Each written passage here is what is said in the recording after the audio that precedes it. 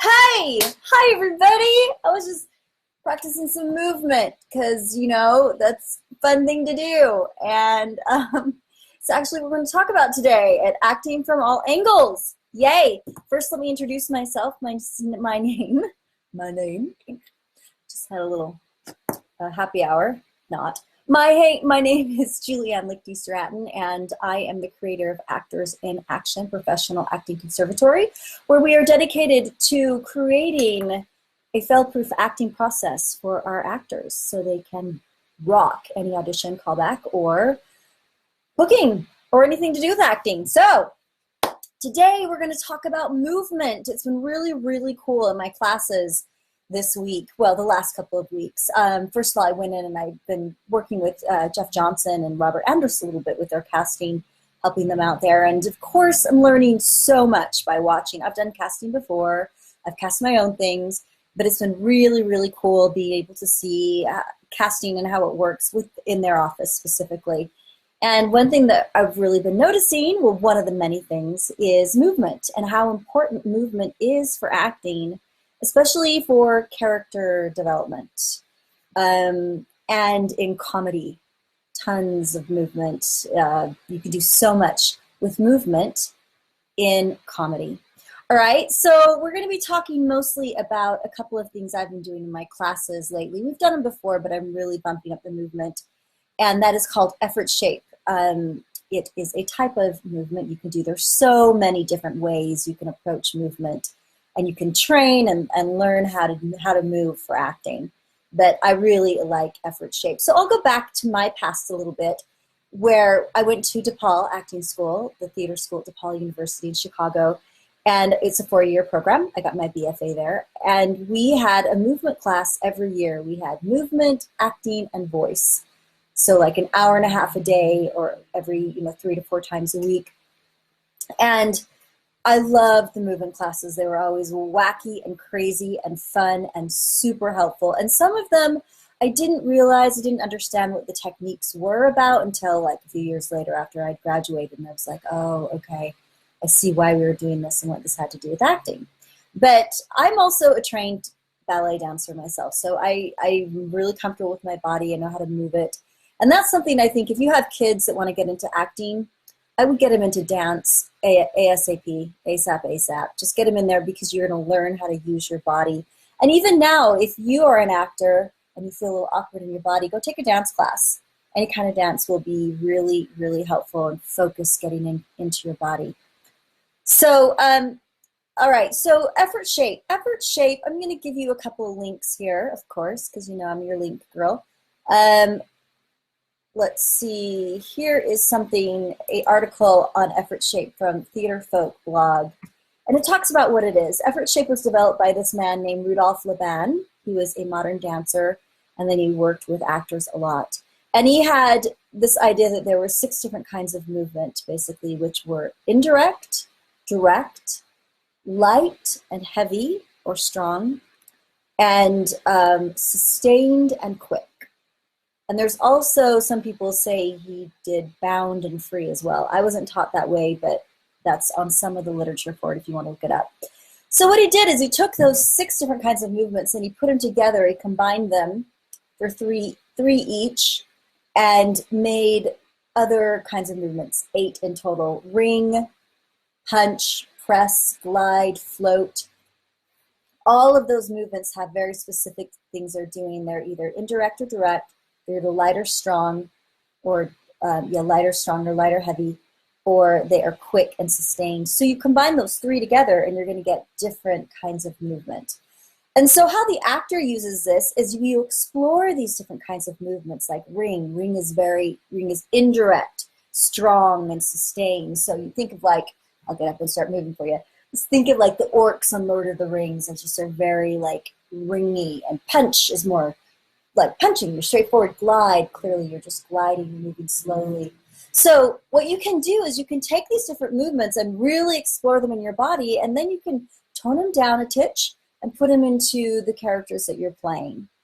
So, and it can really help. Now, if you look online or if you go to movies or whatever, and you see the really great actors like Daniel Day-Lewis and Tilda Swinton and Meryl Streep and Tom Hardy, who else? There's a bunch of them out there that are really versatile.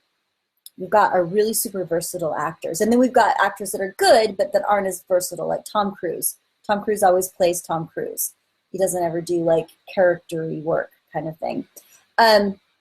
And that's cool because he's still great. But these other people that have this versatility, if you really watch them, what they're doing is they are using different movement and different voice to achieve these different kinds of characters. They also probably have a different energy they're playing, different things like that, but it starts with movement and voice. So with the Laban effort shape work, it's going to teach you how to use your body for these different kinds of characters you want to do.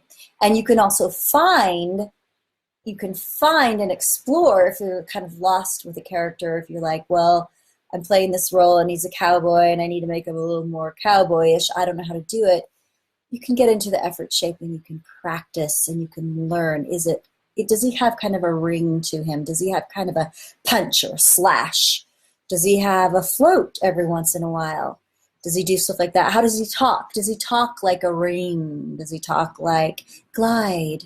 Most cowboys probably don't talk like glide when they're cowboys, but that might be a nice juxtaposition to put in there. Who knows? So this is something for you to explore and use your body with that. I'm going to put in a couple of other things. Here's something. This is a really cool one. It's this dancer, and she's using these different kinds of movements on 2 different screens. So you can see the difference between direct and indirect, heavy and light, sustained and quick, etc. And it's really cool to see her exploring that. So something you could do is if you want to explore effort shape, you could watch her and move like she moves. See how she's moving and see how it makes you feel. Notice the different ways you move your body, you're going to feel differently. And also when you people watch, notice how they move. Everybody moves a little bit different. And you might want to imitate people and see how moving like them is going to make you feel differently and how you can incorporate that into your work. Now, I want to say as a side note, as a caveat to all this, that I think it's super important to learn how to act first before you start throwing all this character-y stuff on you. Because if you're going to act, you need to act from yourself. You need to be real. You need to be able to connect with people. You need to be able to get what you want, play your verbs, go after it. You need to be able to do give and take. So get into a good acting class that teaches you basic acting technique. Once you get that down, then I suggest start to explore this other stuff. You can certainly work on movement and voice before you start exploring it in a character kind of way, because you want to be versatile and you want to be able to do that. But get the basics down first. You're going to do yourself a huge favor if you do that. And if you don't, it's probably not going to come across as authentic as it needs to. So I know that like for some of my students that are learning the basics, if they go to an audition and they have to like suddenly like do something a little more character-y, oftentimes it's hard for them to stay real and play things a little more over the top or a little more character-y or whatever that would be. And if you get to the point where you can still be really real and then throw that stuff on, then you've got really something amazing, and it's going to help you book so much more. Okay, so if you can take a dance class, if you can take a movement class, get your butts there, go ahead and do it. Here is another little video I found from the National Theater where a movement coach is working with this woman who was playing Nora in Doll's House, Ibsen's classic.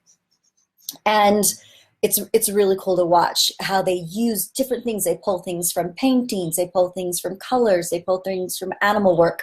Some people do a lot of animal work. I know in acting school, when I was there, we were right by the zoo. And one of our assignments was to go there and observe animals. I observed the penguins. And then we had to come back and we had to move like that and then incorporate it into a character and into something that we would want to do. I know that the woman that played Tanya Harding in I, Tanya talks a lot about animal work. I heard her talking in an interview about how she felt like Tanya was kind of like a pit bull. So she had this pit bullish move to her, and that helped her really capture that, and her performance was incredible. So we're scratching the surface with movement. It's really, really cool stuff, you guys. Getting in touch with your bodies, getting able to express yourself in a different way than you're used to expressing is so helpful for acting. All right, so there you go. There's some stuff about movement. You've got some nice resources there. I even have a effort-shaped thing I'm going to put on my website, which my website is acting up right now, so I got to fix that. But I'll put that up there, and I'll send the link here on Actors and Actioners to you guys so you can read all about it. Okay, so we're wrapping up my classes for Actors in Action right now. We're going into our summer break next week. Wednesday night we have our industry night. I'm really excited about that. We've got a couple of people coming in to watch actors do their one-line auditions and give them feedback, which is really exciting because, you know, we just don't get feedback much. Not a lot of actors get feedback, and to get industry professionals to be able to tell you what they saw from your audition is so valuable. It's so valuable. The more you can watch yourself, your auditions, the better. The more you can watch other actors' auditions, the better. It's really going to help you see what's out there and see what works and what doesn't work. So I really encourage that. You can look online and find people's auditions there. You can also go to my website, actorsinactionclass.com, and there's a link for the videos. You can go and look on the videos there of my students and just see what other people are doing for auditions and how it works and how it doesn't, because we all know that auditioning is a animal unto itself. Oh, and I see Chelsea's here. Hey, Chelsea, so good to see you. We got to hang out the other day working with Jeff and Robert on some kids casting. It was super fun. Okay, guys, that's it for today. I hope this has helped. Go get in a great acting class. You can certainly join mine, actorsinactionclass.com. You can check it out to find out more about it. And next week, I'm going to be in New York City, or on my way there. I'm going to be there for the next couple of weeks, so Actors and Actioners will be coming live from New York. All right, have a great weekend. Take care. We'll talk to you guys soon. We'll see you soon. Let us know if you have any questions about acting, and I will do my best to answer them. Have a great weekend. Bye-bye.